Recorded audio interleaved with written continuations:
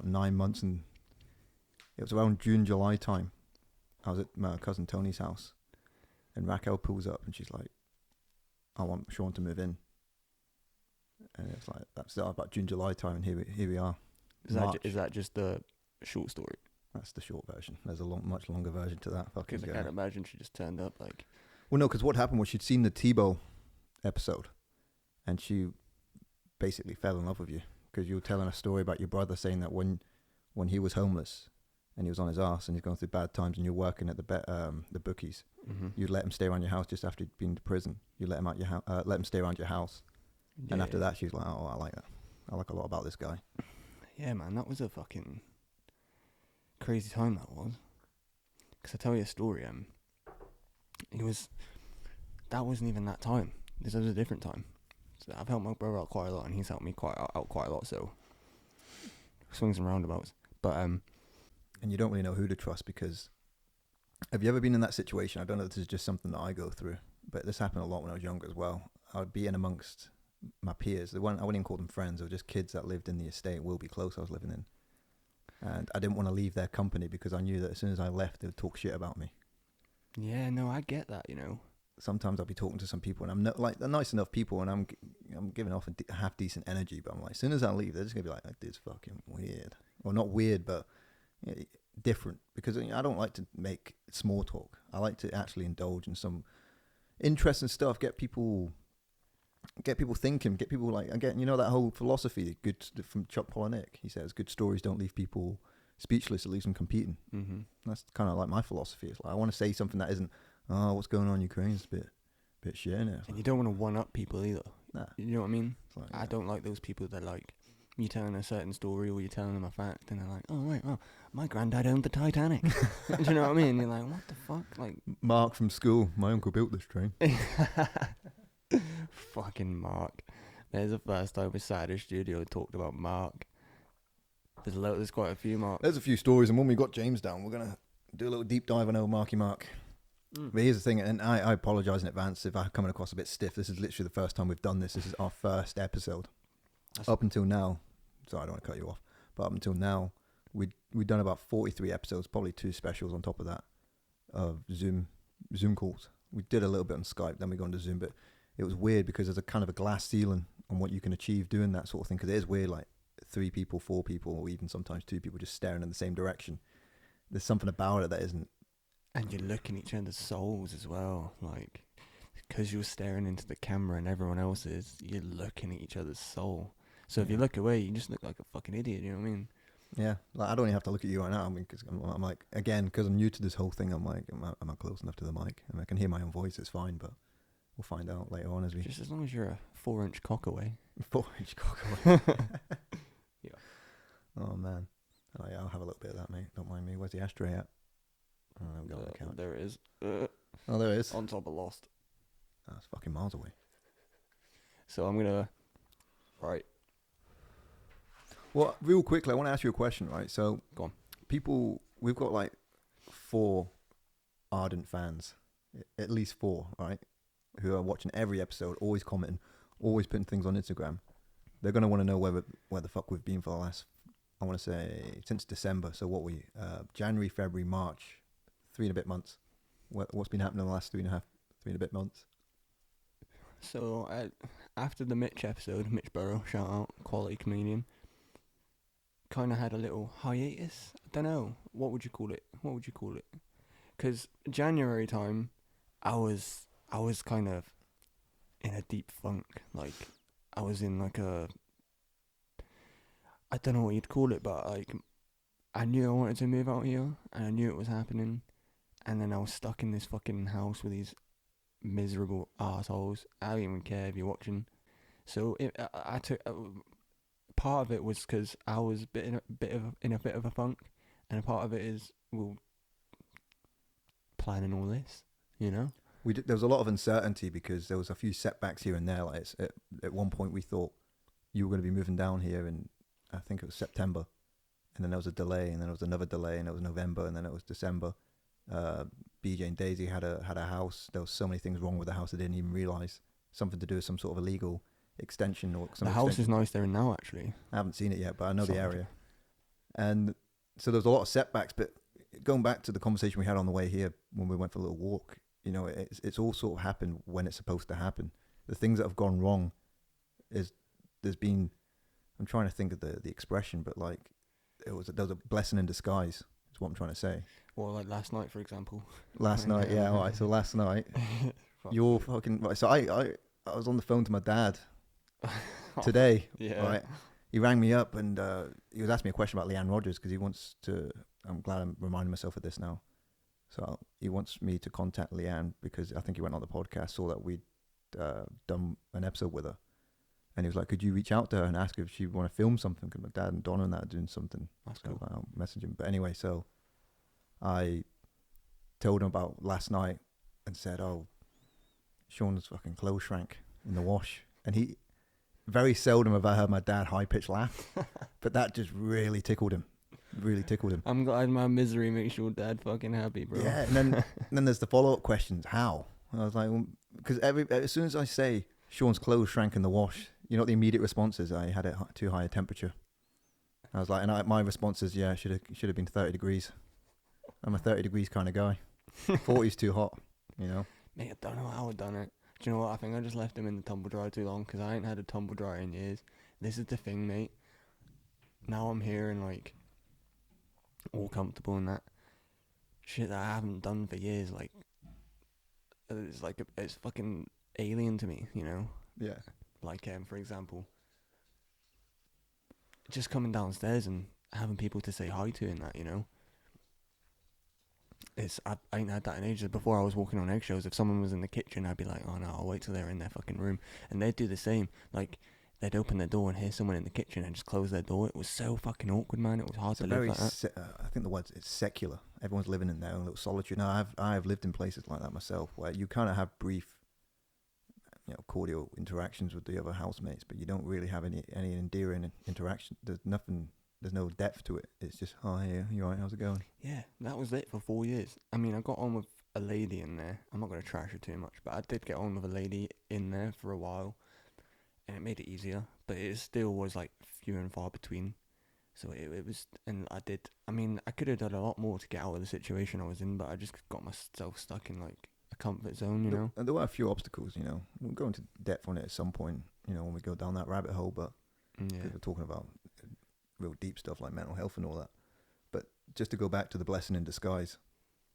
So the blessing in disguise of your clothes shrinking in the wash or in the dryer, whichever one it was. I was like, don't worry, I've got bin bags of clothes up in the loft. Clothes I don't wear, clothes I've decided I don't want. Hence why they're in the bin bags in the loft.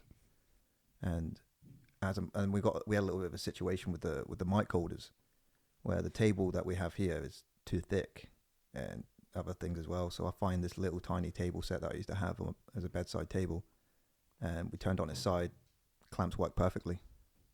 So that was the blessing in disguise. Oh, you would have never found that table if you didn't go in the And loft you'd have for those clothes. And you'd never have so many fucking Now I clothes. have so many new clothes. Yeah. Some of the clothes are gonna be a bit hit and miss. My Play City map jumpers is in that bag. Is it? Yeah, you know the one I wore. Yeah. Yeah, Tebow fucking too. No, I wore a NASA jumper for that one. It was for Elliot, the one we didn't release. Oh yeah. Because I was too fucking stoned. That's what happened. I got too stoned. So what happened was, I'm wearing my Blu-ray bands, and I love these Blu-ray bands, and I'll tell you why. Because I never bought them. I found them. I was working at Haven Holiday Park, and I'm just cleaning out the changing rooms, and there's just a pair of white-rimmed, blue lens Ray-Bans, and I was like, yoink. And I've had them ever since. I mean, this is like 5 years ago now. I still own these things. Last week, the first time, rubbed the dust off them. That's when I knew it was spring. I was like, right, the dust get, because I went through this stage last year where I'd smoke a pipe and go for a walk in the summer. Just put those shades on because I didn't like people seeing my eyes when I was high. In case I was a bit mong looking. I don't know why. It was just one of those little insecurities that creep in when you're high. Nah, I don't like being in public when I'm high. I think it's just normal for every stoner. Well, I started to push myself. So I started pushing myself to be out in public. It was quite funny as well because this was, going back to 2021 after the lockdowns kind of eased off a little bit. There was a few, you get the general vibe that elderly people kind of that have been indoctrinated by mainstream media. I'll go up to, I'll be too stoned, so I try too hard to interact with them. I walk past them like, hi. Like really, Like, not in a creepy, I'm going to kill you kind of way. Like, Tickle me Elmo kind of way. yeah, like, there's genuine, my heart's in the right place, but it's trying too hard. And then at one point, I remember one time I was really stoned, and I kind of forgot how to walk. So I'm just like putting one foot in front of the other. I'm just like, I don't know. Right, let me ask you a question, right? Because I've been smoking for a while, so obviously my tolerance is quite high. So when people tell me stories like I got so high I forgot to walk, I can't comprehend it. Almost, it's like, how do you get that high? It's a fleeting moment. It's not like necessarily that my whole high consists of my such cognitive decline. It's more a case of it's like a snap. It just happens for like 5 seconds or 10 seconds, a little blip, and then you just kind of laugh to yourself. And that's a funny story because, I mean, I know there's different like types of weed. People talk about sativa being more of a stimulant type, indica being more of a kind of mong you out, just in layman's terms. So I don't know what I'm smoking because it's illegal in this country. Like, you can go to America, you can go to the Netherlands, they've got these different brands, blah, blah, blah, blah. And so I don't know what I'm smoking. Well, But I don't really know the difference, to be honest. I just feel... It comes with experience. Like, I'm not a weed connoisseur, not by any stretch of the not by any stretch of the imagination, but sometimes when I smell a certain weed, I know what it is. Like, cheese has a certain funk to it. Amnesia has a certain funk to it. All these certain types of weeds I know because I've been smoking it for so long. But like, to the untrained nose, you just fucking smoking weed, ain't you? I mean, I know the difference, like, on a basic level. Surely you know the strength though. Like, if you got some absolutely. shitty weed and smoked it and didn't get you high, I know that. I mean, I don't want I want my fucking money back. I'm gonna kick that guy's ass. Yeah, I had a relative, I'm not going to say who, I had a relative that was growing weed in their loft, and it was the fucking worst weed I'd ever smoked. Well, with the relative watch, they're gonna know who they are, because they're gonna be the only one of your relatives that grow weed in a loft. No, it's not just that. They won't be watching this because they're not really a YouTube kind of guy. It's not that kind of relative. They're more of a bit shoot kind of guy. Fucking, they still use fucking, what was that? They got a bit of tape over the webcam on the laptop, you know the type. Oh, what? Flash player. Yeah, it don't exist anymore, does it? People still Java. Java. QuickTime. QuickTime. That was what I was thinking of. QuickTime. Ebam's World. MikeIsGod.com. Mike is God. What's the other one? Fat Pies. Fat Pies. Fatpies.com. Shout out Dave Fair. That was a strange time in the culture because it was the beginning of the digital age, but it was still kind of almost in its gestation period because not many people had the internet and we weren't so reliant on it as we are today. You know, you knew a guy down the street that had a computer, that had the internet. And I'm talking before Xbox Live. And you'd be like, oh, wow, this is amazing. I remember one time, my mum got a computer when I was about 10 years old. We only had it for about a year. Because again, like I said, you know, the internet wasn't necessary. So when she realized it was an unnecessary expense, she just got rid of it and we just had Sky. Yeah. You know what I mean? We didn't need the internet. So so for this, like, a year that we had it, we're playing, like, I was on this chat. I can't remember the name of this website, but it had, like, games on it and chat rooms. Mm-hmm. And as a 10-year-old, this blew my mind. I'd never seen such interaction before, where you could just type a thing and talk to a stranger and there'd be multiple strangers. And it's not until, like, later on in life that you realize how seedy the internet is. With my childlike perception of the world, they were all my friends. But statistically, 1 in 3 of them were a nonce. I'm playing mini golf with my 12-year-old friend Sarah. You know what I mean?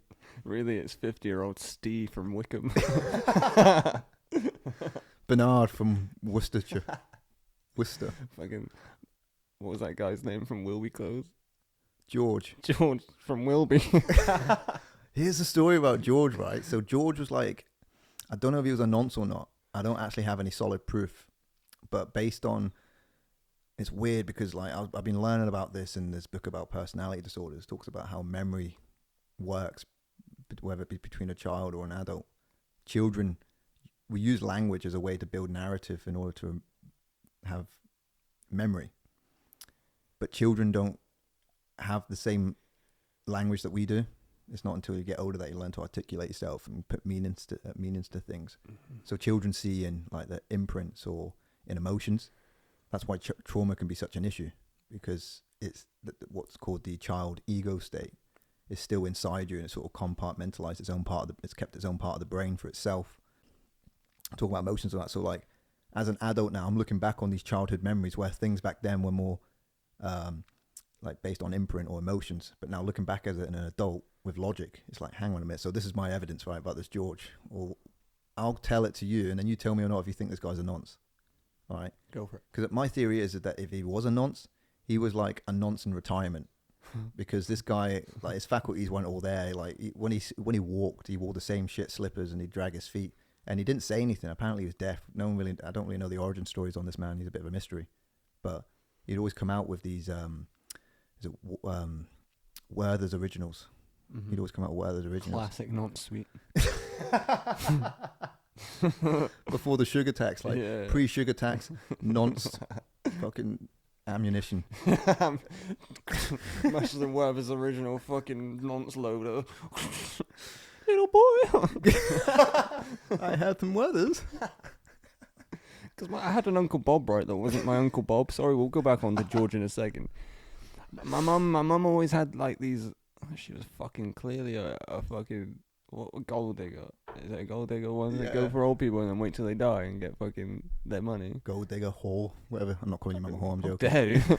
No, anyway, right. She used to always come have these random like old friends that she worked with or looked after, and then they become friends or whatever. And we had this guy called Bob, but we called Uncle Bob because obviously we didn't know half of our fucking family. So I don't know where we're going. Oh, for Werther's he always had Werther's Original, and he wasn't a nonce though. He was quite a sweet guy.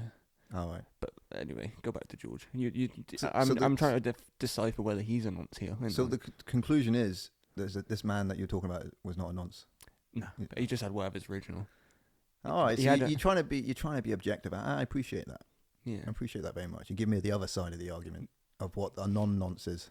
Yeah, this is the classic. This is the archetype of a non-nonce. Uncle Bob had got blown up in World War One, and he had a bad back.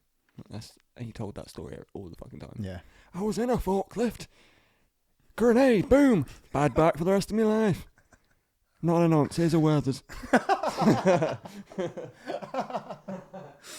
Right, so George would come out, and like I said, going back to theory number one, if he is a nonce, then he was like post-nonce, golden age for his life of his nonce career, right?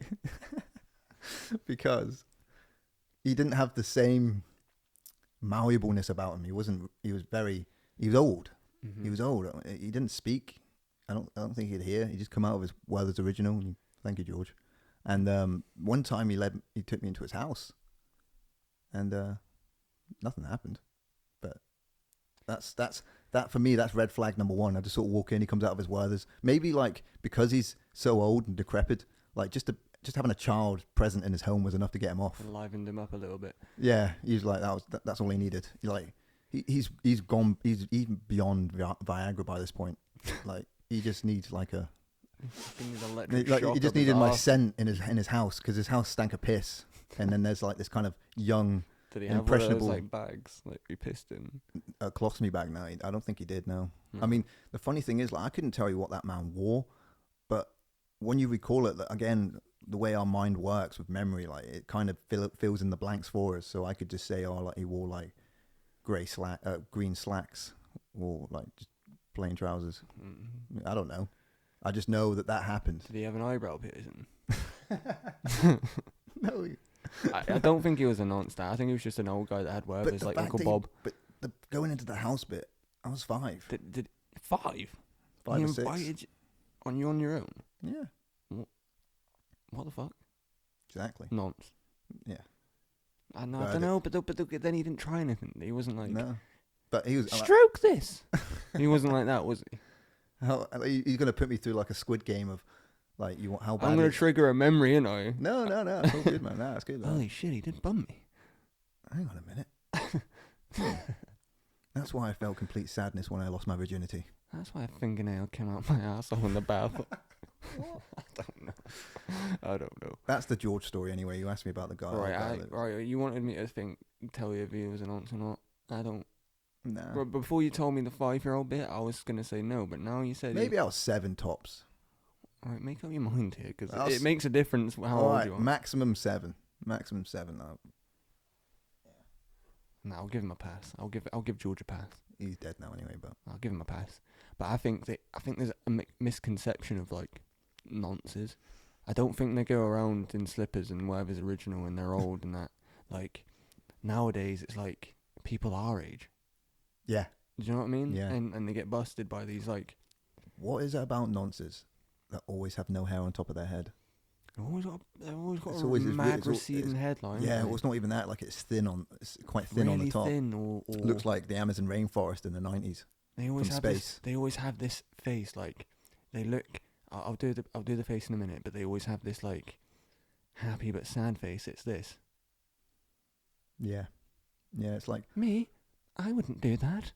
Not me. when you see I'm an them innocent man. when you see you their know? mug shots, they just kind of look a bit. And it's never like, sad either. It's always like little smile, like I'm an aunt. Like they're proud of it, hmm. you know. I know we're fucking going down a rabbit At least we hole. articulate ourselves clearly. There's some people out there, posers. I'm not gonna say their names, but they don't even know the whole point of this little endeavor is our appreciation for the art of conversation. Yeah, It's, someone could tell you the most interesting story that you've ever heard, but if they're not articulating themselves well, they're not telling the story well enough, it's gonna, and it's an art form, and it's something that it's good to keep exploring. That's why, like, going back to what I said at the beginning, not wanting to leave my peers when I was a young kid because, I would think, oh, I don't want them to talk shit about me when I leave. But even to this day, when I talk to someone I kind of know, like, because I'm in the gym, so I'm kind of obliged to interact with people. And in my head, I'm thinking, because I'm trying to I'm practicing the art of conversation, of conversing with one another. so you're trying to interact with people. I'm interacting, and it's like writing. Were you trying to like, spark up a conversation, just like out of the blue? No. when you're wearing the uniform, it's easy enough to break the ice because you're the guy. Well, that's kind of an authoritative thing as well, innit? People trust you on you. Yeah, I mean, there's that. What do they call it? The Milgram experiment done back in 1962 to measure, what was it? Levels of obedience in the presence of someone that fits the mold for a position of authority, because of the lab coat, kind of like through association. Yeah, yeah. And but I don't abuse that power. I'm pretty laid back. Everyone knows what I'm about. Like, they know that I'm easygoing. I'm not like a sheriff of the gym, because I can't stand pricks like that. You interact with them, and you know what's funny? Like, I'm 30 in a few days. Like, the last few years of my life, it's just came to the point where, like, I just say no. Like, yeah. Like, yeah, I'm just like, no. you do what you want to do. Yeah, or if you don't want to do it, you won't do it. If you Yeah. do want to do it, you will do it. When people say to me, "Are we allowed to do that?" I'll be like, "There's no consequences." Like, I'm not a bad person morally. I have a value system of my own that is flexible depending on the situation, but for the most part, I have these values, and it's like I promise myself and consciously say to myself, I will not fuck people over. I won't. I might have done it in the past, or you make mistakes as an adolescent growing up, realizing how to treat people, understanding empathy. But I have a value system. It's like, I will not fuck anyone over. So if I'm doing something that's considered wrong, and it's like, but there's no consequences to what I'm doing.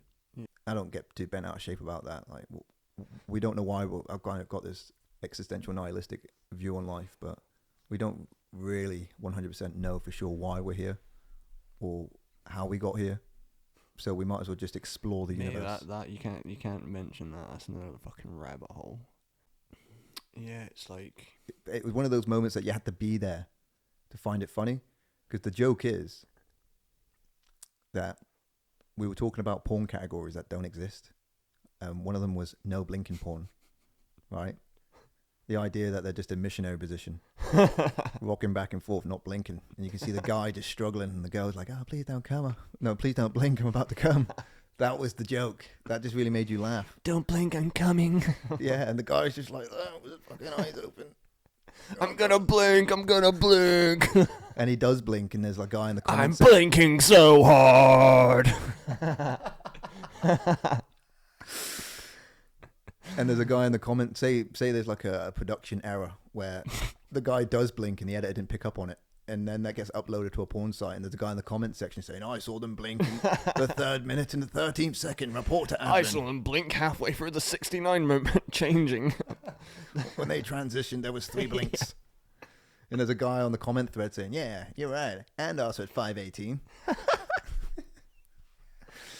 That poor IT nerd's got to like pick up, go on his emails, porn customer service or whatever it is. His testicles look racist. Admin's like, so he did blink. I'll let the production, excuse me, and your pornographic video, these porn Gonna producers. have to move that to the blink twice category. Since we're going down this direction, let me just add to it by saying that there's certain porn videos where you see like recurring men, and you think these guys are living the same dude. Like he's the producer, but he's like the Quentin Tarantinos of the porn industry. You know what I mean? They act in their own movies. I know what you're saying. Yeah. And you're like, what's that guy's life like? His cock must be. Does made he wake of up thinking about tits? Like, well, I suppose most people do anyway.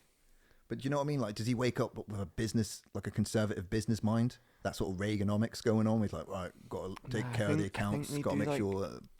I think the dudes the recurring dudes, like that's their job in it. So they do weird shit with their testicles and that, like to make it so like they can last forever. No, but I'm not talking about the porn actors themselves. I'm on about the actual producers, the ones that kind of like have more a bit of a laissez-faire kind of attitude going on. Like the guys that film it themselves. Yeah, I don't know why, but this is leading me off into the film I watched. Right, so I had COVID. Don't worry, I wasn't vaccinated, so it's not a problem. I had COVID for like 2 days and then go over it. So so I went through a little stage because it was like a flu. You know what I mean? It sucked dick for like 2 days. I had low back pain, but I had the sweats one night. My lower lumbar support was giving out. Yeah, my rectal spiny was giving out. My pubis. My pubis. Oh, so bones. I was a bit stressed out. I was a bit stressed out over January time anyway. I'll get into the details later on, but it's to do with that book that's on there, bottom left of the screen, Fauxville, available on Amazon. Anyway. Buy it now. Yep. Go to your local Amazon region. Anyway, so I was stressed out about that, and I'll get into that later on. But I get COVID in early February, and I think stress is a massive... It's all well and good to eat the right things, work out regularly, and just do the right thing, but when it comes to your mindset, I think your mind, your spirit has a lot to do with your immune system. I just don't know the technical parts, but there's a lot of holistic therapists out there that will say more in depth about it. And I was just so stressed out that it run me down and I got ill. But when I actually finally got ill, when the penny dropped, I was like, oh no, this isn't getting any better. I felt relief. I was like, I'm fucking ill. I can just give up for a week. I can just sit and chill. So I got the week off work, and I watched a bunch of films, and one of them was The Girl Next Door. We're talking about porn producers and all that. It got me thinking. What's the guy that's in that? What's his name? Timothy Oliphant. Yeah. So during this COVID, few COVID days off because of COVID, I watched The Girl Next Door, and as a grown man, I'm not on about the sexualized stuff. I couldn't care less about that because it's not. You know what I mean? It's actually a solid story. There's a few, right? So sorry to interrupt. There's a few like films like that, like The Girl Next Door, fucking John Tucker Must Die, Mean Girls, a few cheesy rom-com-y films like that are bearable these days. I know it's cheesy to say, but they're watchable, you know. Because we grew up watching them. If it's different, if say a teenager now watched Mean Girls, I don't think they would get the humor. Because it's not TikTok humor. It's kind of like, I don't know how to explain it. It was for that generation. It's a nostalgia thing more than anything. Like I've grown out of Mean I'm Girls. sorry to bring up Mean Girls and that. No, it's fine. It's a good enough film. Like for what it is, it's a good film. But I've sort of grown out of it because. But to go back to your point with your film, A Girl Next Door. Girl Next Door, yeah. It's there's certain things that were criticised about it when it comes to sort of. I don't know what specifically it was criticised for, but I think because it was like one of the productions of the film itself was like I don't know the word for it. It's because I'm a little bit high, so that's not helping. But like a subsidiary of Disney or something like that. It's like a smaller production company under the Disney umbrella. That's what I'm trying to say. And anyway, so people criticise it, saying, "Oh, like they're kind of trying to put the porn industry essentially what do they call when women are kind of put into that industry through psychological. My mind's going blank. You know what I mean? Like manipulation. That's what I'm thinking of. Manipulation. They were just saying, "Oh, why would Disney kind of make a rom-com sort of thing about this subject?" Is what it got criticized for. But watching it, I was like, "This is actually a good story." I like this. I like the characters being likable. I think is one of the most important things in any film, TV show, book, whatever. You have to have a character that you can agree with. You have to enjoy the character, and get behind them. And there's something very endearing about it, about this young man falling in love with this old woman who's a few years older than him, who's sort of involved in this world that isn't for her, this porn industry. Because initially she starts off with moving into next door her auntie's place. You never see the auntie, and she just kind of takes a liking to this Matthew because he's, like he's a virgin, he's a nerd, he just kind of like hits the books, and he's going to apply to get a scholarship so he can. Basically wants to be president, is what he says in the movie. He's very academic and got his shit together. But she kind of brings out of him, he represents order, the archetype, the value system, order. And she introduces a little bit of chaos into his life. That brings out the best in him. Yeah. Kind of brings him full circle. Because that's what the hero's journey is all about in Joseph Campbell, becoming the master of two worlds by the end of the story. He becomes the master of his intellectual life and his wittiness, which is demonstrated throughout the film. I won't give it away, but there's moments where he shows moments of being fast thinker and quick on his feet sort of thing. But he masters that world anyway, and he also masters the sort of chaotic side where he ends up making a huge amount of money on a safe sex porno. It's a porno using safe sex, but it's not revealed until very later on in the movie that's what it was about. You think that they're just filming a porno. It's actually an updated version of the sex ed video. Yeah. And it's a good film. I like the characters, and I like it's kind of timeless. Certain films you watch and you think, oh, that's a product of its era because they've old school. Yeah, it's got an iPhone and all this. Like even like films like Napoleon Dynamite, people might say, oh, look, it's got a kind of 80s aesthetic about it, but they have the internet in that movie, so it's timeless. There is bow to your sensei. I fucking love that guy, man. What's that actor's name? He's quality. He is the guy who plays Rex Kwando. I don't know, but I love what's the name? Uncle Rico. Uncle Rico. I love what's with him and the video camera, and he's just got the football and he's just throwing it. Oh fuck those! What is that all about? They do some weird shit. And I love his side plot where like he's trying to get a time machine so he can go back to 1983. Oh yeah, what the fuck? And then like so Napoleon comes in. Napoleon Dynamite's weird, trippy as fuck. I know. So Napoleon comes in, right, and he tries the time machine, and he goes like, shocking him, and like, the stupid thing doesn't work. And then Uncle Rico from the side's like, I could have told you that, and just runs away because he realised he wasn't going back to 1983. Fucking a film similar to go back on to A Girl Next Door. A film similar to that. It's called Paper Towns. You ever heard of it? I don't think so. It's got that model in it, that Cara Delevingne. But I kind of like Cara Delevingne. I think she seems. But nice. She's barely in it. Like that's like the plot of the story. Like this dude meets this Cara. She moves into town. I forget her character's name. It's a book as well. Paper Towns is a book as well. I haven't read the book. I just seen the film, but. I watched it once. You know when you're randomly like flicking through TV and then like a film's just about to start, and you're like, "Fuck it, I'll give it a chance." And I watched it and I was like, "Do you know what? That was actually pretty good." It's about this dude. He meets this girl, and then all of a sudden she starts turning up to school and stuff. And disappears, but she leaves him like notes and clues to where she's moved to and that. And he starts fucking trying to find her because he's like in love with her, I suppose. And I don't want to give the story away, but yeah, I really got into that character. The character's like, I don't know why. Maybe it's because I was stoned and watching it late at night, but maybe it's one of those. But I did enjoy that film. There's two things I want to say to you, so I want to make sure I don't lose one. Go on, I'm finished. The first thing, it's Cara Delevingne related. It's right. The film Valerian. Mm-hmm. I want to talk about that in a second. I've lost it. We'll just go to Valerian. Right, so okay. That's a classic example of a really good film with appalling characters. It was miscast. I've never seen it. Man, the world building is something else. It's like Avatar, but it came out in 2019, 2017. 2017 it came out. So The trailer looked really good. it's a beautiful film. But yeah, it was miscast, and those you can't get behind the characters. You don't believe in them. You don't really relate to them. I don't think she's a great actor. Started off as a model, didn't But she? she's got a weird personality that you. Mm. Do you know what I mean? Because I mean, I'm not a fucking car like that. I'm not a Cara Delevingne fan, but like she's got a weird personality. You're attracted to, I suppose, like in a weird way. Because when she's in films, she's just being her. Like it's like fucking The Rock, innit? Shout out to Chazzy. It's like The Rock, fucking. He's just The Rock, innit? How did that pop into your head? What association did you have with The Rock? With I was Chazzy? just thinking of like someone who's a character. Chazzy's a character. Chazzy is a character. Yeah.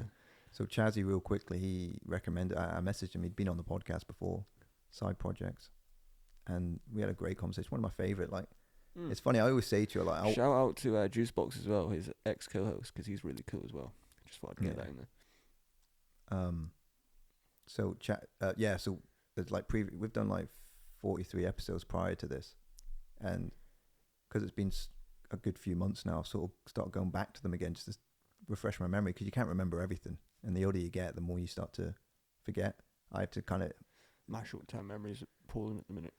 Yeah, but every time I watch a certain episode that we've done, I'll be like, that's probably in my top 5.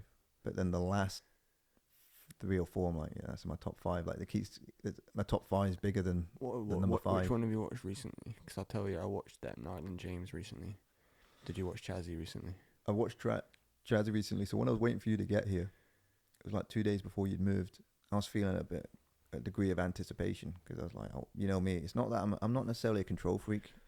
I sort of broke out of that mode in my late 20s and become less of a control freak.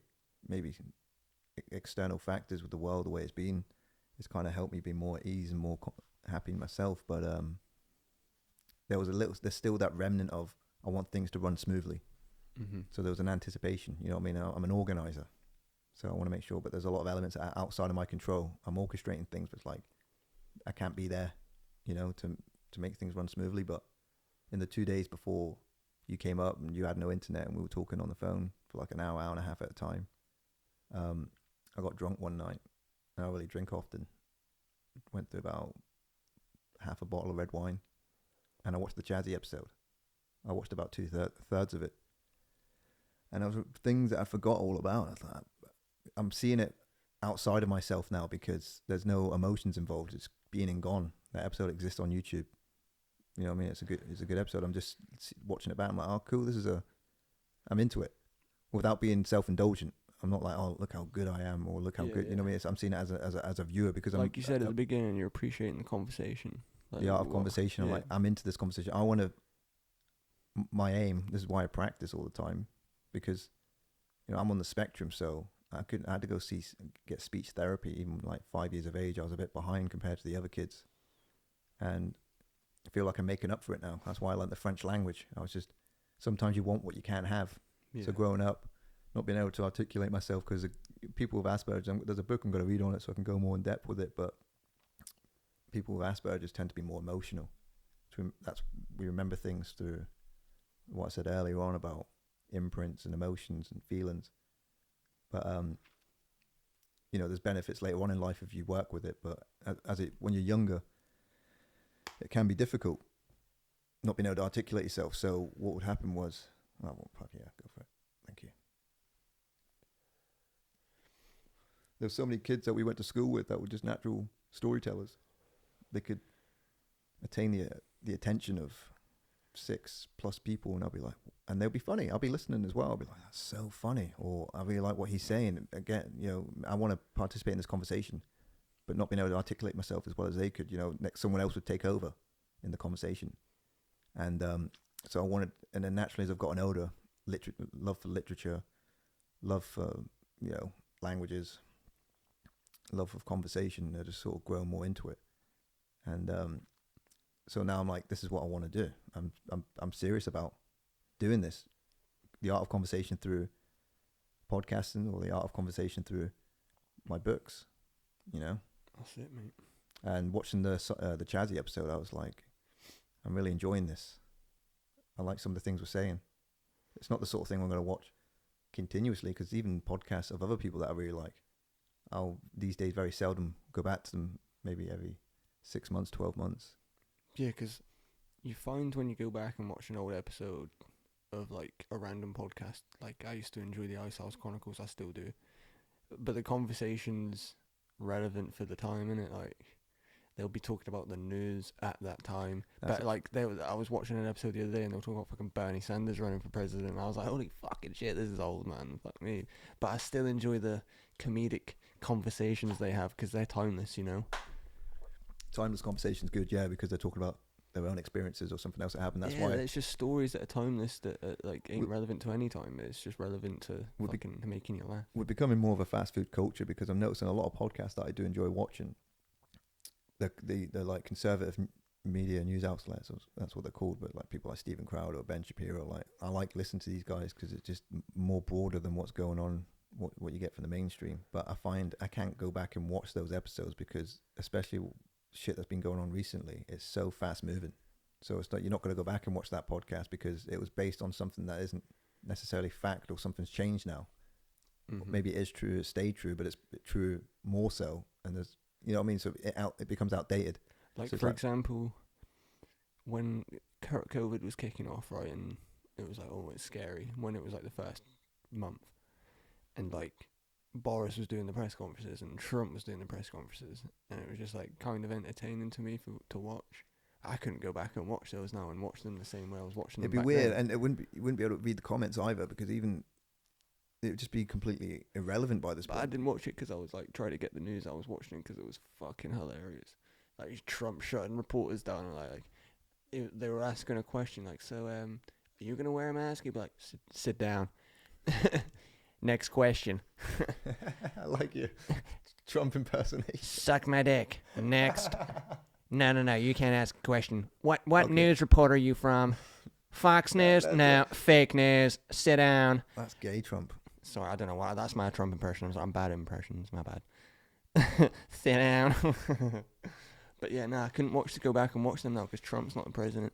You sound like the guy JP in Grandma's Boy. What, yellow? No. That's the Nick Swartzen character on the JP. JP's one in the black jacket. Oh, look, it's Bono's brother. What's the Matrix one he says? Fucking, I'll get back to the Matrix. Fucking. Yeah, Samantha, don't take the red pill. Oh yeah, fucking. I hate your face. That's what you sounded like with your Trump impression, JP. How did he see me? That's a good film. So glad we did our trailer based on that. But yeah, going back to your point that you were saying, you know, it's just so irrelevant now because it's so fast moving. Like some things have stayed true, some things haven't. But you know what I mean? It's like, it's just what the point I was trying to make was that it's so disposable now because things are so fast moving. It's easier to focus on things that are either in the past or timeless. Yeah. In nature, you can talk about the future. You can talk about your hopes and dreams because it's subjective and they're always going to change. But here's a question for you then. Go on. Is it worth talking about the future? Yeah, I mean, I wrote a book about the future. No, but I mean like having dreams and stuff is good. Like all dreams all led to what's going on now. But like for example, trying to predict what you're gonna do, how it's gonna end, or how like 30 years from now where we're gonna be. Is there any point thinking about that? I don't know, because I think isn't that part of being a advanced species where we have this what is it, the frontal lobe cortex, you know what I mean, I can't even think now.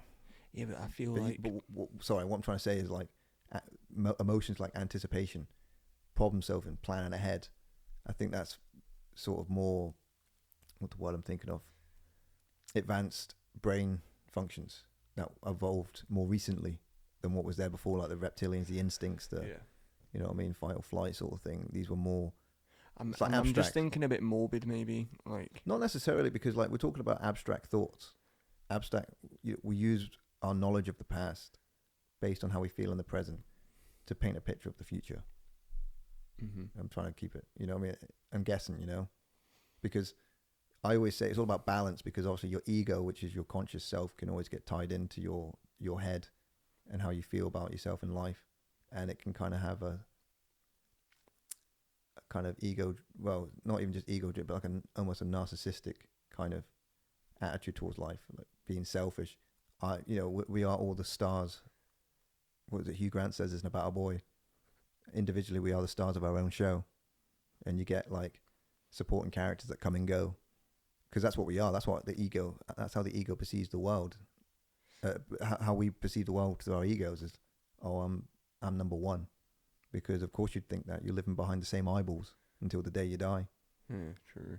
But you have to kind of control that and exercise humility, exercise like we experienced earlier, like oneness. When we were having that walk with the joint, and we're just like, let's go fucking record this podcast. There was this feeling of in the now, the nirvana, Do you know what, balance. And sorry, real quickly, tell me in a second, right? So in one hand there's reality, in the other hand there's expectation, and you have to find the balance between the two. Because we base things, like I said earlier, on our past experiences, our traumas, our knowledge. Yeah. And it is a good thing if you have balance. Like earlier when we went and seen the customs house, for people that don't know, it's just like, you'd probably explain it better. Describe the house. So it used to be a immigration office back in the day. And someone bought it, turned it into a summer let house. So like I don't know, you'd have it for like 2 weeks, a month, whatever. You'd rent it as a summer house. So carry on, bro. You have to recap me real quickly. You're talking about the customs house? Yeah. So we were the first long-term letters of it. And initially when I moved there, I wasn't that best pleased with the house, because you got to look at it from this perspective, right? And it's one of those things, I've made this habit in my life where I sort of deny my emotions, or don't fully appreciate or realize the situation until I'm older and I look back on it as an adult, because despite my endeavors, or despite my willingness to want to be well read and articulate, to learn things, to say things to people, I get into this it's like the old saying, you on don't an emotional appreciate level something till it's gone. Well, it's not even that, yeah, but on an emotional level, I'm way behind. So I'm just fumbling my words. I'm a bit stoned, so bear with me. What I'm trying to say is, like, when I was 16, when I moved there was this feeling of, oh no, because we moved there in the November of 08, and I was 16 years old. I just left everything from my childhood behind to move 190 miles south to Weymouth. And I'm glad that happened, but it's not until I became an adult that I come back to look back on that to fully really appreciate the circumstances that were occurring for my 16-year-old self. I left all my friends, everything I'd ever known, behind, and here I am with no friends. We lived in this nice estate in Weymouth, a place called Preston, and I started college, and just before about October time, I started making friends with some guys that were like 2 years above, and they're real sound. I go home one day, I walk back to my house in Preston. My mum comes up and she's like, we're moving house. She shows me, she takes me all the way to Portland. I'm 16, I'm not driving, man. I got to get a bus to this fucking place. I went from being Bobby from Scary Movie to being 3 miles away from my college. Oh man, talking about things that you regret. I'll get to that in a second, all right? So, and it was November when we moved there, so it was shitty, rainy weather. And I'm in this like big building that's really airy, and I've got no neighbors, no friends. I'm like, now I'm 3 miles away from my college. It was like mindfuck, but I just persevered. There was a leisure center just down the road, and I went there and I started swimming. I don't think I hit the gym so much, but I went swimming, and I'd do loads of skipping outside in my garden, because the customs house did have a nice garden all year through. You know what I mean? I'd just be, while I'm going, like, I'd just be butt naked on that roof all day, man. Well, who can say shit? A lot of people start sunbathing on that. So it wasn't until I got to about 19 years of age that I come to actually appreciate the location, to really appreciate the house, because I started indulging a little bit in drinking, not a lot, but just a little bit. I started to indulge into that sort of party vibe with my family, and each year the house became more and more popular. So by 2012, when I'm like 20 years of age, I started smoking weed for the first time. Then I come to appreciate the house. And you and Brett came along in 2012. It was the first time you guys had ever been to Weymouth. I picked you guys up from the train station. I show you the house. It was summertime. And by this point, I'd already come to fully embrace the house for the last year or two or whatever. And I just remember sitting on your bed for the first time. Like, I bet he fucking nails chicks on this thing, man. you know what? When I was 20, I was a little bit of a shagger. And yeah, I just knew. But thanks in part to the Olympics, I think that just brought out the best in everyone. Everyone was just shagging. It's the time of happiness, wasn't it? It was a time of love. Yeah, that was our I had a good year that year. Do you know what? 2012 was a good year. Like, I anticipated the world ending. I was enjoying that. The Olympics happened. I got really high. I had some good memories. It was like 2012's 21, wasn't it? We were 21 in 2012. 20. 20? Were we? Fuck it. It was your 20th birthday when you came over. We went to go see The Amazing Spider-Man. And then after the film had finished, you Brett and I went along the seafront and we just started. It was a real chill night as well. I think we're smoking a joint. We were climbing on those rocks like on the seafront, weren't we? It's called Green Hill. I'll take you over there. Yeah, we need to go back there, man. Went to Green Hill and just started like doing like a retrospective review of the last Spider-Man movies and that film. This was pre MCU had started with Iron Man, but like this was pre Tom Holland. This was the start of like the new Amazing Spider-Man. You know what I mean? So we were comparing it to the last three like Sam Raimi films. Well, Spider-Man 3 was such a letdown, and it wasn't even that. I enjoyed it the first time I watched it, but then it left a sour taste in my mouth. Like as the years went by. Yeah, by the time I got to like 2010, I was like, this film's fucking. Yeah, because I remember watching it in school with everyone and being like, yeah, fucking Spider-Man 3, Venom, let's go.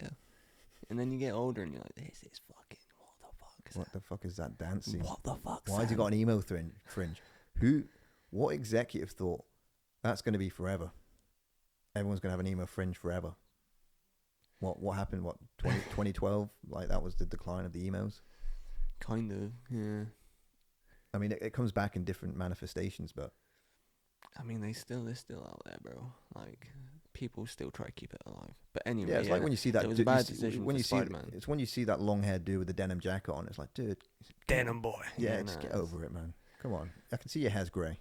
I can see your roots are grey, mate. You're not bullshitting nobody. Yeah, nah. When it gets to that age and you still got that fringe, you got the AC/DC shirt on, like the OG. It's like fucking Meatloaf shirt and that. Like, yeah. Rest in peace, Meatloaf. Yeah, I was gonna say something awful. I'm not gonna say it. No, don't say it. No, bad timing. What was his real name? His name couldn't have been Mr. Loaf. You know what I mean? He just sat at the GP. Mr. Loaf. Hello, Mr. Meat. Do you prefer meat or meat or loaf? Middle name? Juicy? Slightly overdone what was his steak. name in Fight Club? Barbara. Bob. It was Bob. Bob. It was Bob. Yeah, my bad. Bob fucking Barbara. What? I didn't think. Yeah. It's because he had titties. I don't know why I got Barbara. Bob had bitch tits. Yeah. Oh man, what were we even fucking talking about? We're just talking about like archetypal douchebags. You know, they wear the denim jacket even though it's like the emo thing, the fucking thing. Spider-Man 3. Fucking hell, we're on the right tangent there. Went straight to fucking Mr. Loaf. Fucking hell. Jesus. Yeah, nah, fucking yeah, but that's what we were saying. Fucking this era of Spider-Man was non-existent, so we it's hard to go back and like reimagine the conversation because all these other incarnations of Spider-Man exist now, like Miles Morales. I haven't actually watched that, you know. It's really good. Is it? Really good. I was late to the party as well. I'm very late because the new one's coming out and I need to go. Once I've watched that, I'm completely up to date. 2021 last year. Mm-hmm. I thought it was amazing. It was really, really good.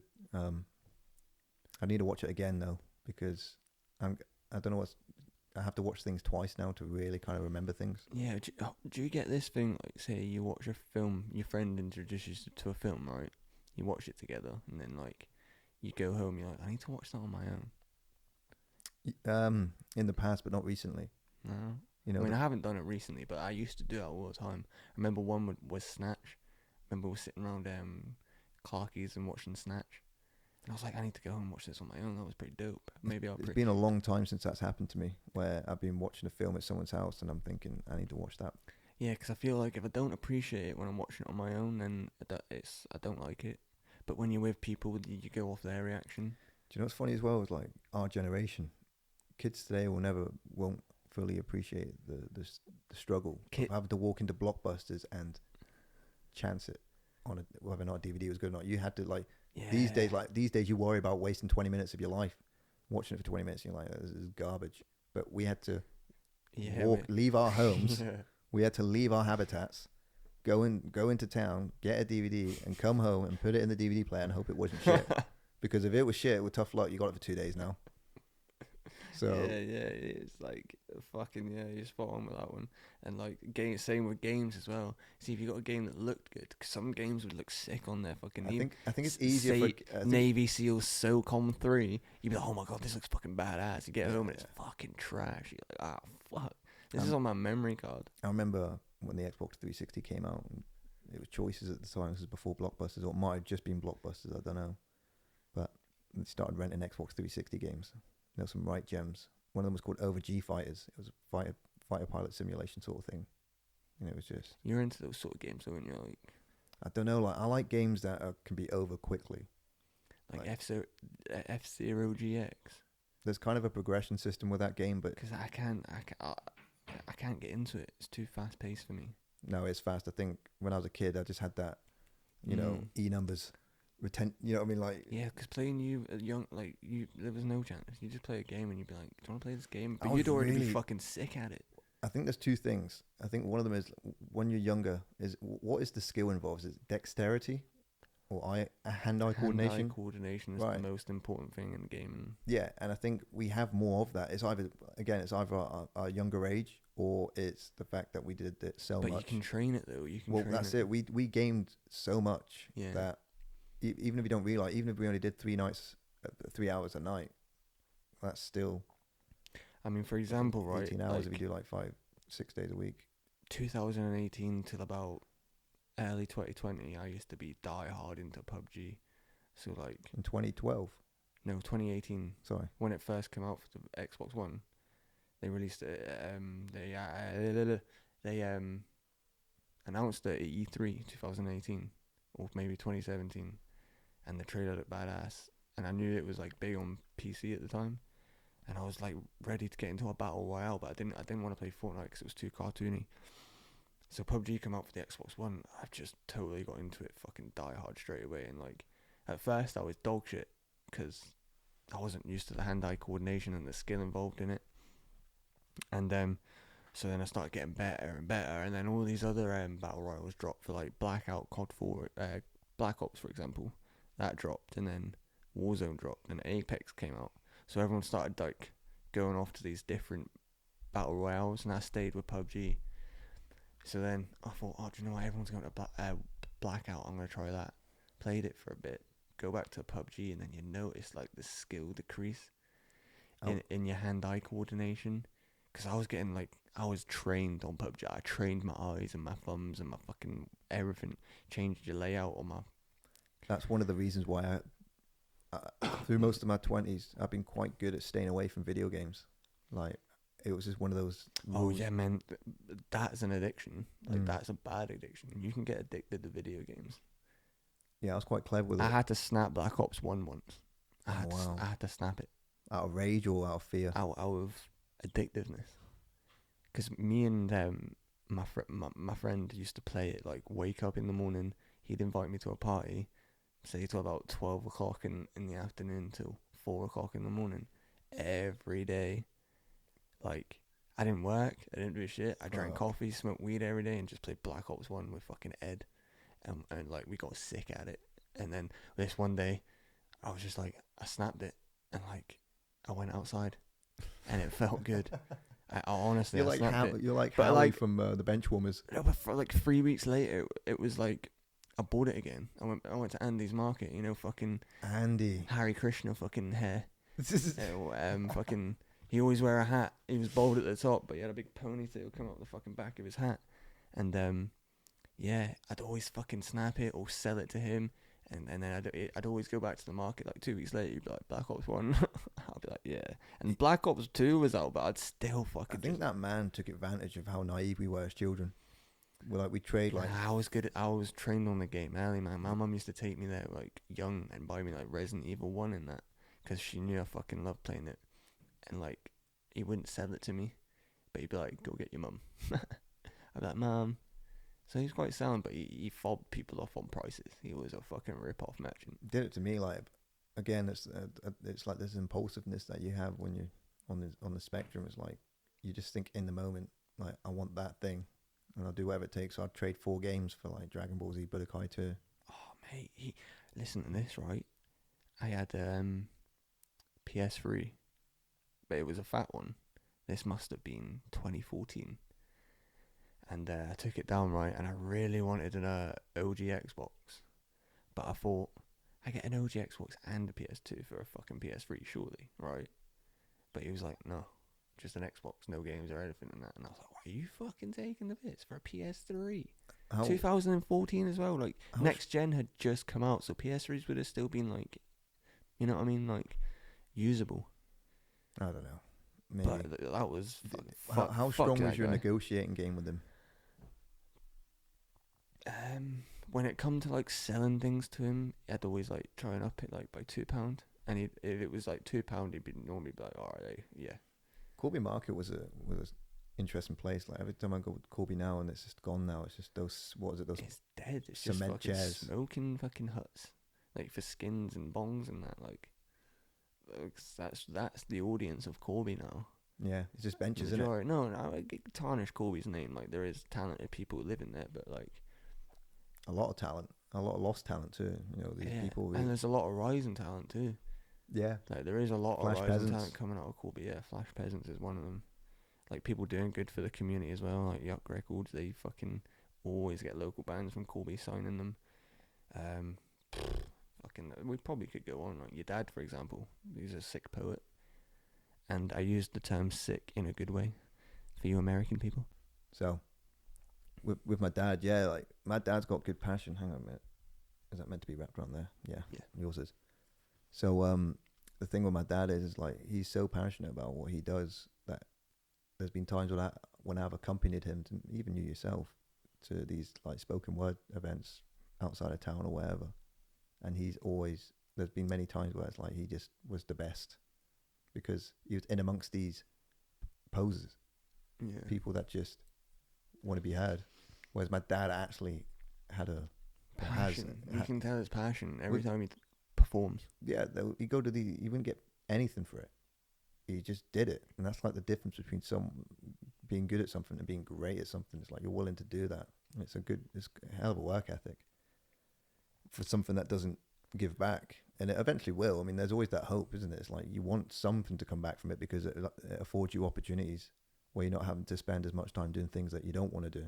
Mm-hmm. Whether it be a 9 to 5 or whether it be whatever hours it is you do, whatever job you do that doesn't fulfill you, because it's there's a saying, man. There's like, do something you love for nothing, and it will make you set for the rest of your life. Something like that. I can't remember the exact saying. I'm just paraphrasing this, but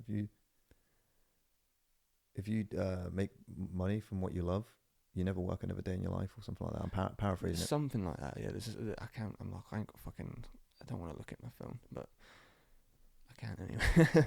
But yeah, there's something like that. Like, you know what I mean? You do something you love, like eventually you set for life. Some shit like that. Fucking. That's why it was something I was going to say that I've kind of lost track of. It's kind of hard. I've got to build up my tolerance to weed. Not necessarily that I'm a big stoner, but just so that. Nah, it's not even that. It's because like it'll hit you after a certain amount of chilling time anyway. Like we're sitting here and chatting, and then it'll go silent for a second. You'll be like, oh yeah, I'm stoned. You know what I mean? Yeah, I know what you're saying. So, but just embrace it, bro. No, embrace it. No, it's fine. I'm just trying to remember roughly what I was talking about, because I was talking about my dad with his work ethic as a poet. Yeah, mate. But yeah, since I was living in Staining, 2008, your dad used to drop me off. We used to come pick me up, and we'd go and watch him perform. And sometimes I wouldn't. Some of the mental places and that's mental how long people he's been doing it. Yeah, and the fact is, like, some of the places we've ended up in, Remember that house we ended up in? It was like something out of a Stanley Kubrick movie. Yeah. It was like every door was its own apartment, but they all like lived together. They were like a bunch of hippies. Yeah, And we ended up we walked in on one guy, and he's just there in a waistcoat, like with some chick on the bed, and he looked like Philip K. Dick. And we were really into Philip K. Dick at the time, and we'll definitely talk about him in a bit. But yeah, we're like, he's clearly like got an awkward boner and that, and we're like, have you ever read Do Androids Dream of Electric Sheep? And he's like, excuse me? Do you mind? I'm going back to boning this woman. Oh. And then we finally found the place where we're going. There's a bunch of teenagers and all that, and they were just stoked. You know what I mean? We just got them high little titties and bought them Domino's cookies. They were happy. Fucking. No Werther's original on that one. Yeah, no Werther's original. Just Domino's cookies, man. If you want, I'm joking. Basically, you think your childhood was fucked up? Listen to this. Basically, we don't want to be here, and the people downstairs are fucking weird. So we're gonna. Yeah, we couldn't win either way. We're gonna influence you guys negatively, so that we're not to alleviate our boredom. So, and they were fucking delinquents anyway. They had like, you know what I mean, they had like fucking samurai swords hidden underneath like furniture, like pocket knives. They weren't. They were just fucking. They had Nokia 3310s and condoms up their asshole, man. They were ready. They were set. They were ready to set it. But then we go downstairs, eventually join in with the banter after we'd had our dominoes. Like kids to see later. And there was all these different people, all these different hippies. There was the Philip K. Dick lookalike. There was that Kevin Bacon lookalike. Or Dustin Hoffman lookalike. He looked like I said he looked like Dustin Hoffman. And then there was some woman who did this poetry, and she's like, "Still I rise." Right? She did the "Still I Rise" poem, and she like started crying and that. Oh yeah, I forgot about that. And then my dad. And still I rise. That's like the I don't know any more of that poem. That's the only thing. That's the bit that's ingrained in my head after. And like, still I rise. And then we're like sat in a circle. We all get given an instrument. I ended up with fucking bongos. I'm stoned out my titties. I had the tambourine. You had the no. I had the bongo. Oh, I gave you the bongo, didn't I? I gave you the bongo. I had the bez. I was being bez. You were well, you fucking like. Speaking of doing? Someone that's good at no blink porn is Bez on stage. Man, what were we doing? So what was my dad's fault? We were like 20 years old, fucking in a room with these 50-year-old hippies playing bongos and stoned out our tits, and then. But you know what? The vibe was all right. You know what I mean? It was just I had a good time. Odd but people. Now I think about it, it's like, what the fuck were we doing? What the fuck was it? It was like eyes wide shut. You know what I mean? Like, I would not be doing that right now. See if someone offered me a tambourine and started reading and kick fuck out of them. Yeah, I'd kick their ass. I'd literally kick their ass. So I'm gonna assume that you're a nice person, but don't ever fucking offer me a tambourine again. You get that bongo again, I'm gonna kick your ass. Put the bongo away. Today, I'm not in a good mood today. You're just sitting there, and you can hear a faint tap of a bongo. You're like, yeah, fucking, don't make me kick your ass, Stephen.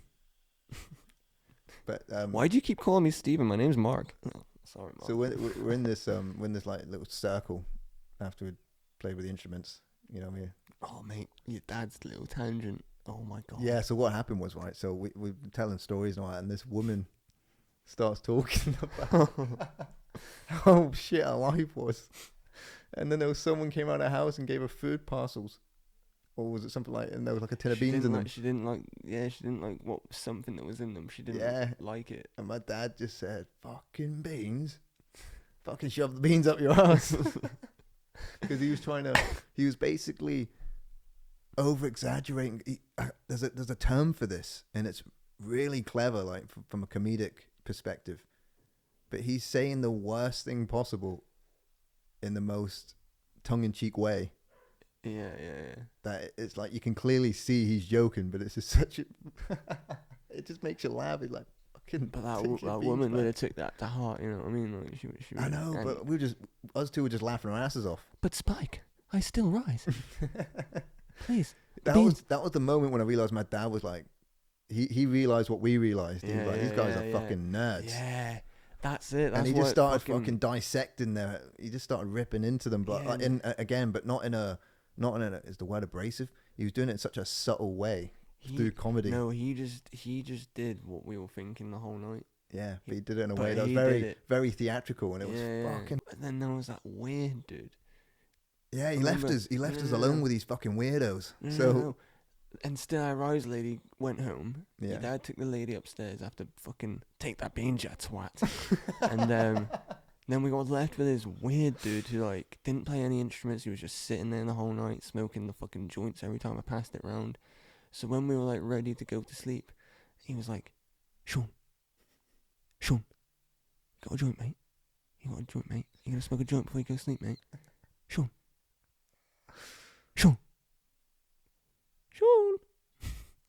And Yeah. eventually I woke up and fucking smoked a joint with him because it was fucking pissing me off. But yeah. he was. Yeah, no, I remember him vaguely. Like he was 35 years old, and he had like the weird hair, and you could tell this guy was. He's wearing a jacket to he's go a- sleep in, like He's a fucking drifter. rain Yeah, jacket. like he's like I don't know if it was like some sort of foreign exchange. Oh, or, just like, fucking- He just there's websites. Foreign exchange. He's English. He's from the Isle of Man. I think it was Welsh. I think it's from the Isles of Scilly. From Saint Helena. Yeah, that's Jersey. Is it? Oh. Saint Helier. Okay. Oh, there's like 12 districts. I think Nah, there's a random island in the middle of nowhere that's owned by Britain. I think it's Saint Helena. Falklands, isn't it? Nah, not the Falklands. It's He's from the Falklands. It's near Foreign Af- exchange student from the it's- Falklands. it's near Africa. I always sleep in my coat. I'm from the Falklands. It's fucking freezing every day.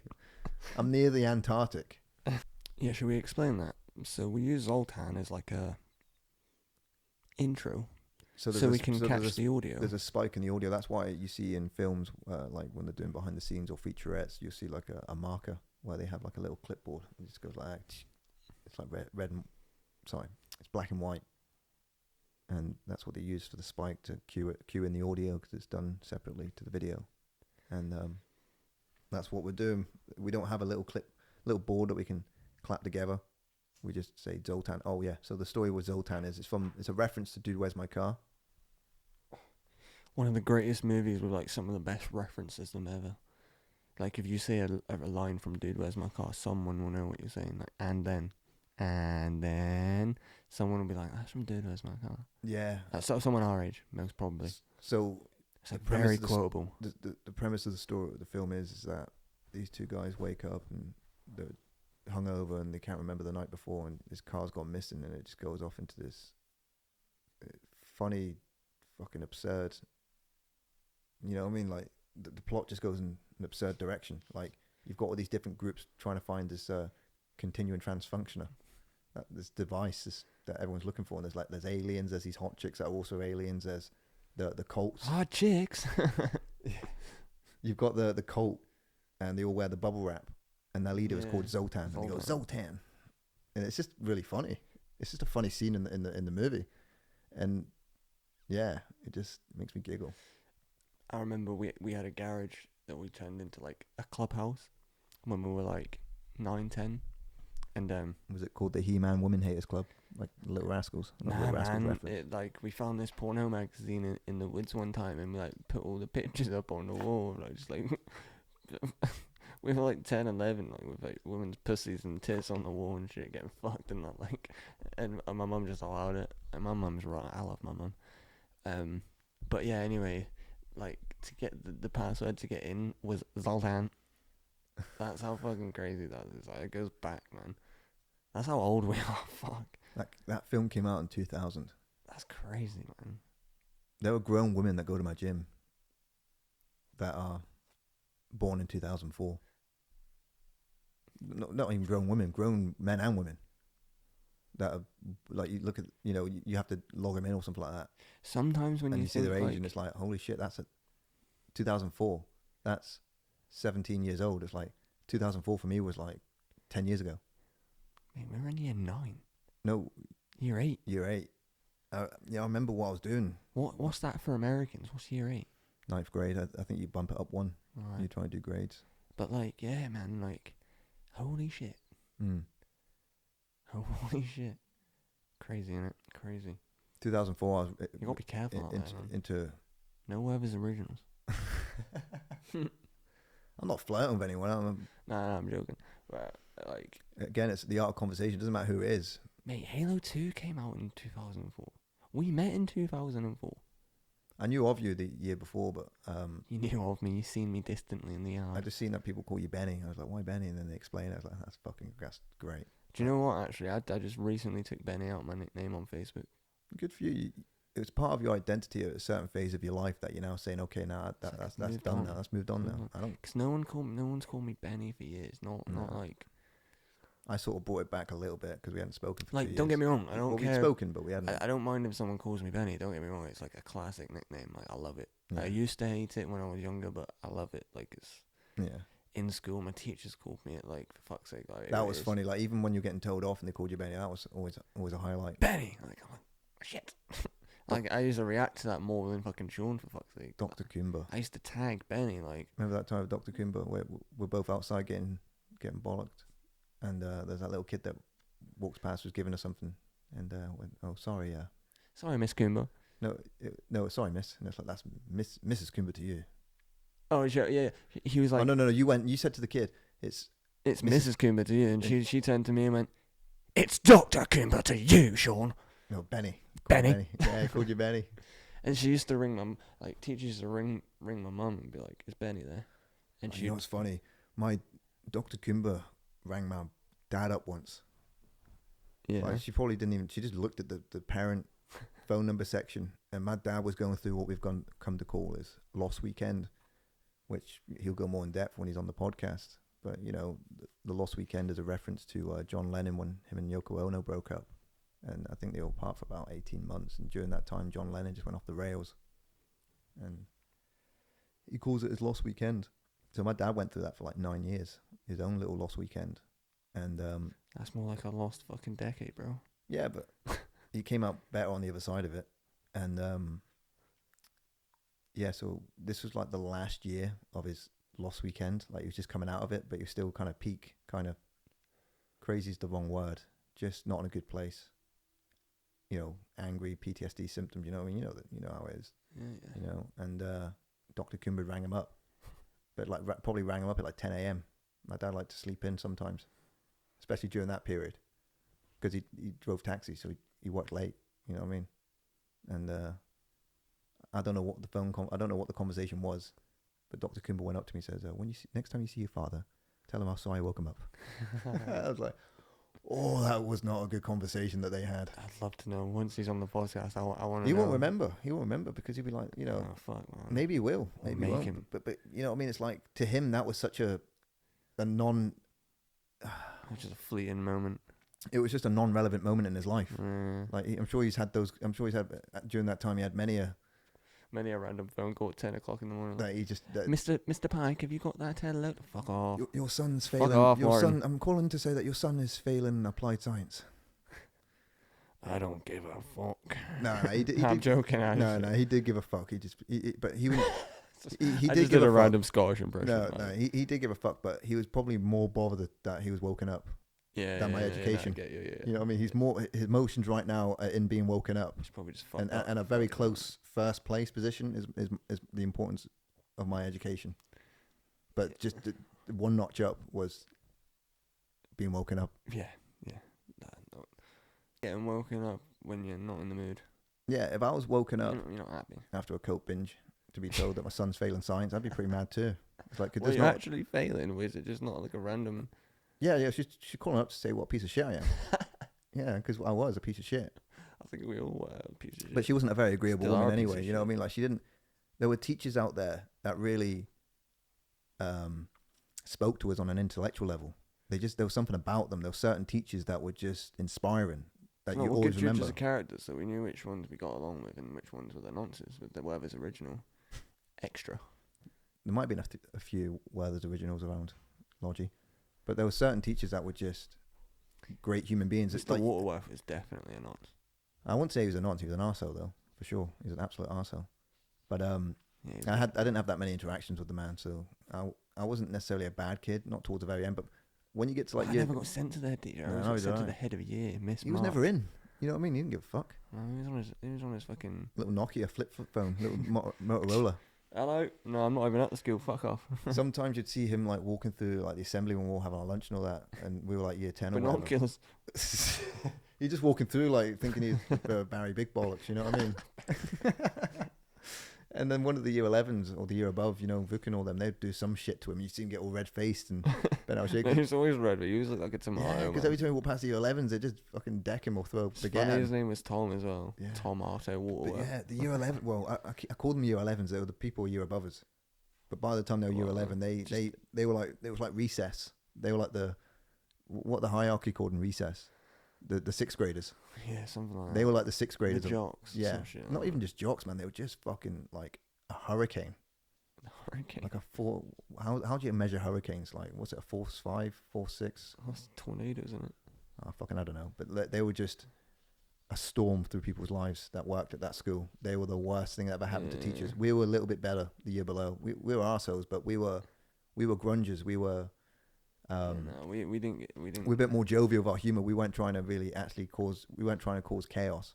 We just try to make people laugh. We just had a chaotic, you know, mindset of mischievous, man. We just wanted to make we're people just laugh. laughing. We're creative. We're exploring our identities of who we are and what we think, and we're telling stories and we're laughing. It's like, just think about it. So, like, to think how smart it is to, like, while the teacher's out of the class, how quick this is to like get it in motion. Everyone like, someone play a sex noise and then someone else will play a sex noise and then like fucking about 15 people, right, when the teacher comes in, and then there'll be fucking she'll be like, who's that? And then the different one will go fucking other side of the class, you know? Yeah. So to do that quickly is brain power, man. That's thinking outside the box, because we all had the Sony Ericsson phone. And we literally all had the same make and model, like everyone in that school. That was the phone of the year. It was 2007 was just a year of the Sony Ericsson. No, it was 2008. The sorry, Cybershot. 2008 was the The Cybershot film. It's shit now to think about it now. Like the quality and that dog shit. Oh, it's dog shit. Yeah, like, and for the time, mate, that phone. And it had like a little flick camera. No. It was a solid phone, and it had it had the little thing you flick down. You know, for the camera. You flick the camera up and down. And a friend of ours at the time had found a way to take photos without having to wait, because there'd be like a little second to delay.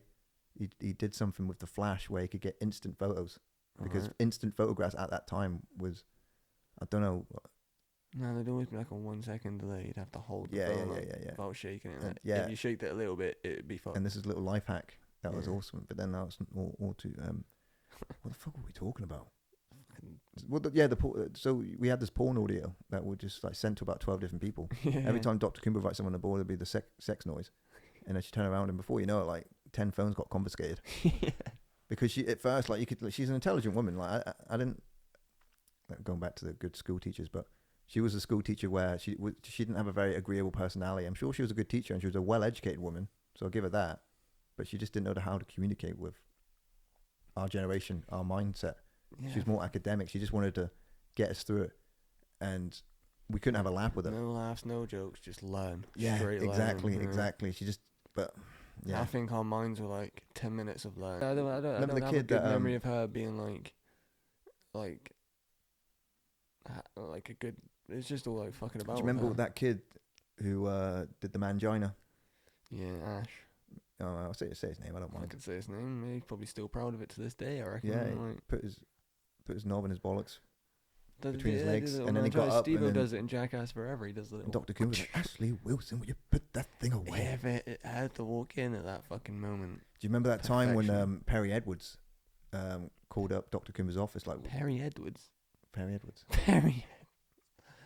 Cavender. Perry Dickens. Where did I get Perry Edwards from? You fucking little mixes in your head, bro. You got a tune stuck in your head. Nah. It's just the only Perry I hear. Perry Dickens. I don't know anyone called Perry since him, which was like 10 years ago. And the only other Perry I've heard since then is Perry Edwards. Perry Dickens, or he's Cavender now, but he's off the radar. He's been off the radar for years, man. Yeah, with Perry Dickens. Sorry. Probably have to cut that bit out because that's embarrassing. Fuck it, who cares? But so he called up Dr. Kumba's office while he was in the lesson, but she didn't see him. He was quite covert about it. He kind of leaned down a little bit, hide behind the desk. And he she was in the class. That's what I'm saying. This is genius. So a woman comes in, says, "There's a message for you, Dr. Kumba." She goes in, and he just goes, "Ball bag," and hangs up. And then Dr. Kimbo comes fucking coming in, right? But she thought it was someone that wasn't present in the class. So she starts going through the absent list. It sounded Scottish. We all sound Scottish, you can't. That was brilliant, man. I know it was a bit of a shitty ball bag thing to say, like ball bag. He could have done something clever. No, I'm sure he said something about like someone's father or something like that. No, I don't think so. No. You're thinking of Panda. So Panda had phoned up a guy called Ross. Can't remember his last name. He was a Scottish guy, Scottish family, and he left a voicemail saying, "I'm suspending your son Ross for having gay hair." He's imitating Mr. Dixon, which was the head of year. Yeah. That was a quality one, man. Try to think of it. And Eddie's fucking parents' voicemail. Hi, Eddie and Barbara here. Sorry we can't come to the phone right now. I'm not going to say what I was going to say at the end of that, but fuck it. Maybe I have got it turned up too high, but we'll find out. Never apologise, mate. Never apologise. We'll listen back to it and be like, yeah, tuned up too high. We'll find out. Yeah, man. Who gives a shit? Who gives a fuck? So yeah, I've kind of gone blank. I've had a blank moment because there were so many tangents that we were on where... Yeah, mate, we probably were on a conversation that led down a fucking different slippery road. All sorts of tangents. We're going to watch it back like, holy fuck, we went on like 18 different tangents of one conversation. But it's our first. I'm sure we were stuck on your dad for a bit. And then that's when we went on the tangents. Yeah, we're just discussing things about like his work ethic and all that. And just like doing things that you love. That's what separates good people from great people. Because good people, like I said, they've got the skills, they've got the intellect for it, they've got the whatever it is, but it's not in their heart, it's not in their blood. And that's why I always find it bizarre in life. I'll think someone serves me at the co-op or someone serves me at a shop and they've been doing that job for 25 years. I'm thinking that's their existence. Yeah. And some people are happy with that existence. That's what boggles my mind. Like, I'm sure there's plenty of people that are like, you know, I went left when I should have went right in my life, and now I'm working at the co-op for the next 20 years. Or there was this one guy, he looked like a cross between Lenny from The Simpsons and Mr. Bean. All right, because I was a bus wanker up until I was about 26. I had a license at 22, but I didn't get a car until I was 26 because I was being smart, because I wanted to wait till the insurance got lower.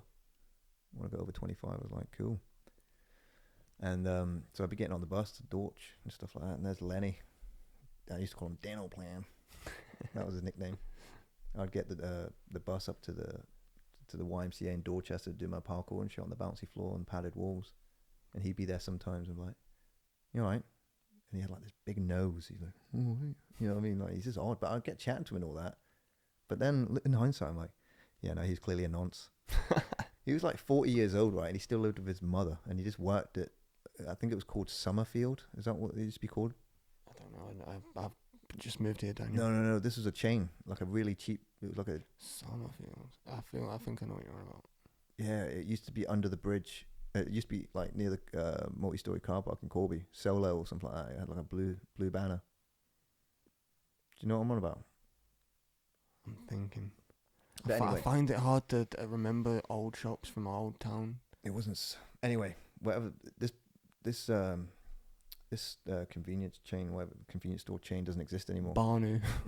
Barnu fashion. Yeah. No, it was just a. It was like, I'm going to Barnu to get a V-neck. But it got bought out and became co-op, or got bought out by a co-op, or a co-op took over. Oh, I'm trying. And but anyway, the point I'm trying to make is is he worked there for like 2 decades, maybe more. And I'm thinking that's his existence. He's 40 years old. He's socially awkward. He's kind of giving me like whack. So he started when he was 20. I don't know, but I'm just saying like this man had started this job has been doing this job for a long, long time, and he's gone nowhere in life from my perspective, because here I am. I'm 20 years of age with all these hopes and dreams and ambitions, and he's this guy who's twice my age. He's socially awkward. He's kind of giving me Wackham Phoenix vibes, just without the actual commitment to actually all the talent. All the talent. Yeah, he didn't have the talent. That's it. No offense, Lenny. Yeah, dental plan. Sorry. And that was his existence, and I'm thinking, how does he feel about that? Is he seemed like, because yeah, so he was just socially awkward, and and he'd engage with me there was sometimes. no, he didn't. Did he have a disability? No. I don't know because like you talk to him, he's a normal guy, but there was just like there was a shyness about him, and he would go. He still lived with his mother. He'd go home, and that was it. It was just him and his mother. It was like it was a weird. From the few conversations I had with him, that's kind of the gist of what I got. You get those relationships in life where like it's a single mom, a single son, and they just get comfortable, and that's how they live for the rest of their life. What motivates me to succeed in life is knowing that if I don't succeed, I'm going to be him. I'm going to be dental plan. If I don't, you know what I mean? Because I'm 30 in a few days. Mm-hmm. I'm only 10 years away from what dental plan Lenny was at. Yeah, but we're already miles ahead of that. Oh yeah, no, but before some of the things I've done, that would always be a motivator. Like the thought of I don't want to wake up one day and be Lenny. 4 years ago, we could have done it. Went left when we should have went right, and not be doing this right now, and be Lenny, be working in the fucking co-op, and you know, I could still be in my fucking room like working in Solway. Fucking Solway ain't existed for years, but I'm just trying to think of a really shitty place to work, like just doing it to live, you know. Weetabix. I can't imagine working to live. Corby's a very industrial town as well, and it's like deep down inside, you know, there's certain jobs that I've done in my life. Got a bet. I don't think I heard that through the headphones. I apologise if anyone hears that. I'm not going to be too meticulous with the edit. I'm not going to go through it like there's a bet. There's a racial slur. I think like we just need to edit the bits where we're like fuddling about, you know. Yeah, that's it, really. But I kind of lost track of what I was going to say in regards to Lenny. We'll talk about Lenny, yeah, and we'll talk about like the kind of motivation of like, no, I'm glad I've done everything I've done. I wouldn't change it. You know what I mean? You always have the power of hindsight where you can look back on a certain moment and think, oh, if I knew that thing now, I would have got. But you had to go through that moment to learn, to have that hindsight, that thing that you wish to now endow on your past version. I don't think there's a few moments in life that I probably regret and wish never happened, but I don't think I'd change anything. Everything happens for a reason, you know. You know, if there is such whatever happened. Here's a weird. I love that saying. Here's a weird thought for you. So this occurred to me once, just out the blue. Just one day, just had this thought where I was like, all thoughts that you have of yourself doing things are just other dimensions of you doing that thing that you're thinking about. Mm-hmm. Every thought is actually something that's happening in another dimension that contains you in it, you know? Okay, so every time you have a thought about yourself in a hypothetical situation, is actually happening in some reality parallel to our own. Like a multiverse?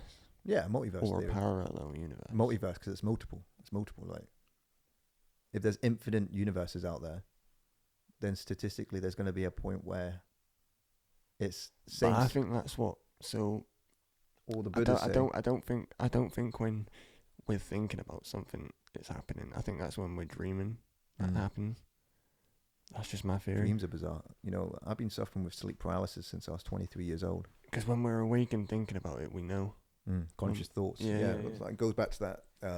If I'm getting this right, the frontal lobe kind of does is the problem-solving part of the brain, the memory part of the brain, and I can't remember what the other function of it is. Not on the top of my head, anyway. No pun intended.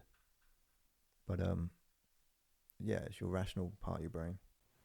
So we decided between us that we weren't going to start recording until the sun had gone down, so that there's no lighting being messed up.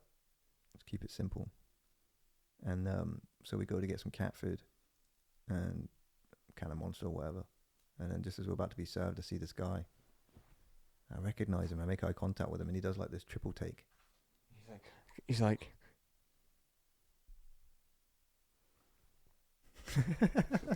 oh, fucking hell. Dan. Gives me the elbow, gives me the, you know, we exchange hands, and I've forgotten his name. That was the issue. I said, oh, you're right, this is Sean. Sean, this is, you know, I mean, I kind of said a name, I muttered a name that began with T, but I was like, I don't remember this cunt. Like, the sad thing is like, it's not like this is just some dude I passed in the, you know, it's not just someone I had a, you know, what would you call it? What is the word I'm looking for? Passing interactions, or what I'm like, in passing. right? So Yeah, you've actually spent time with this man. There was a period in my life where I spent time with this man, where I'd sat in my mate's room that was his mate as well, and we got high and we played Black Ops 2, and we had a laugh and we had some meaningful conversations, like getting stoned and talking deep. And this went on for about, like, intermittently. This happened for about a year and a half, you know, and then I'm like, I can't even remember his name. That's how little he means to me. And he had a big spot on the side of his face that looked like Olympus Mons. Like, you could looks like Grant over his forehead. That's a callback, James. You know. Yeah, it just he didn't look right. So he came around my house, and I lived near the cliffs of Portland, right? And we were playing Driver 3 because I was going through a phase of playing Driver 3. I just like this is not a long time ago either. This is 2016. Just going through some of the worst games. I really like Driver 3, and I want to play it. And it cost like £2, so I played it. And I invited him around my house, and then we did a shotty.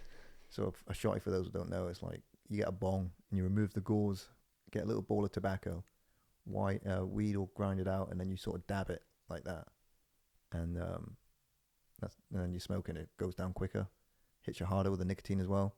It's hit or miss really, but we did 2 of those, and then we said, let's just climb up Portland. You know, it's easy to start off with, and then it gets steeper and steeper and steeper, and then you're really high up.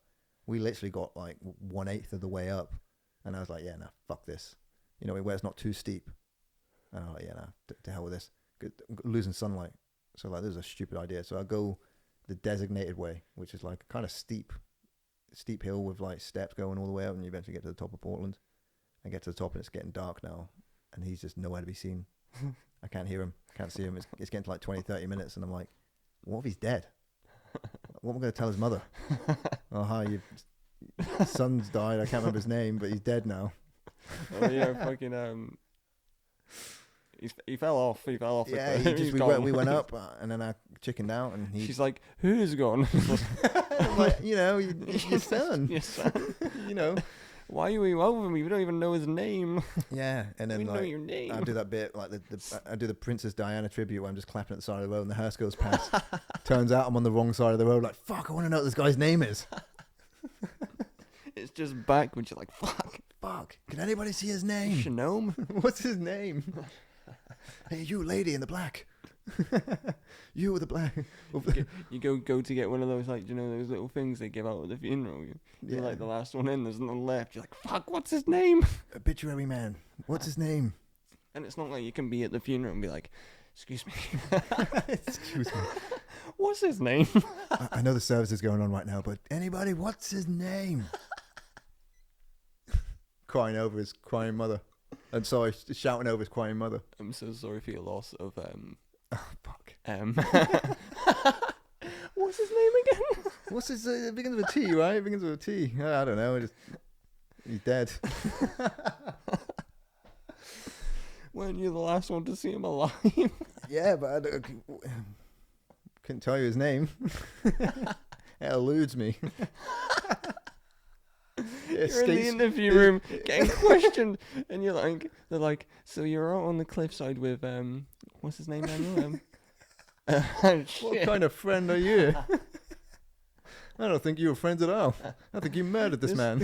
Yeah, this clearly works against you, Daniel. Yeah, I know. I'm like, well, you know, it is. You know, just tell me, and then we'll just move forward from that point onwards. I want to clear my name. Oh man. So yeah, we'll finish on that note. There you go, that's the cliff story, and we might find out his name eventually if he tries to add you on Facebook. I don't think that... Even if he adds you on Facebook, you're not going to recognise the name. You just decline it because you're like, who's this guy? Who's this stranger? Begins with a T. Oh, so yeah. Comes up as T, no name. Just T. But yeah, like and subscribe the video. Check out my book on Amazon. The link is in the description for both UK and US, and then that's about as much as I can be asked. If you live in Canada or India, make sure find it on your own Amazon page. You like, subscribe, leave a little comment, follow us on Instagram. Peace.